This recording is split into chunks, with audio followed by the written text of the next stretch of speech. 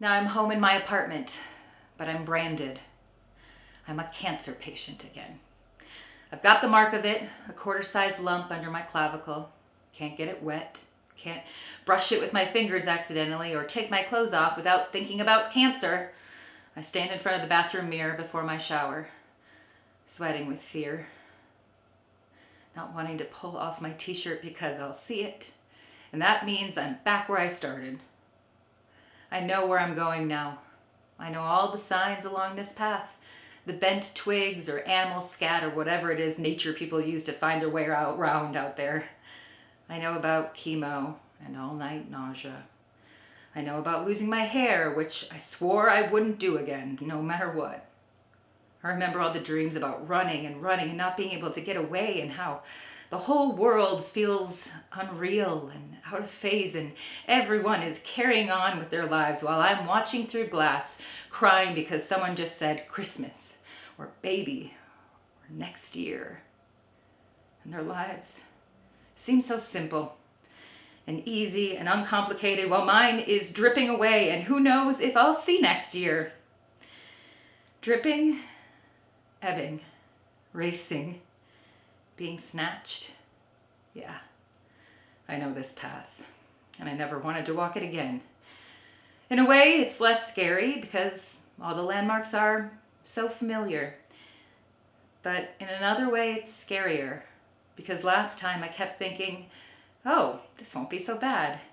I can handle it. I can handle anything if I just get drunk enough or have sex enough or refuse to think about it or ask the doc for decent drugs or whatever. And guess what, boys and girls? It is so bad. It's worse than anyone who hasn't been through it can imagine.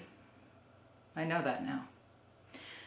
What I don't know is what's waiting for me at the end of the path. Something black, stinking, ugly and shapeless. Some shape-shifting beast that embodies every childhood terror I've ever had.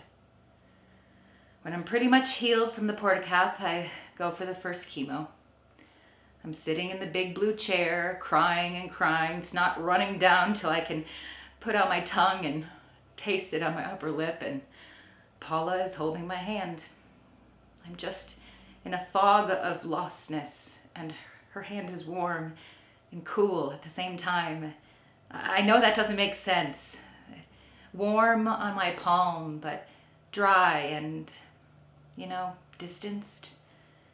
There and not there, not obtrusive, like Paula herself. Compassionate, but without suffocating you. That's the best I can do.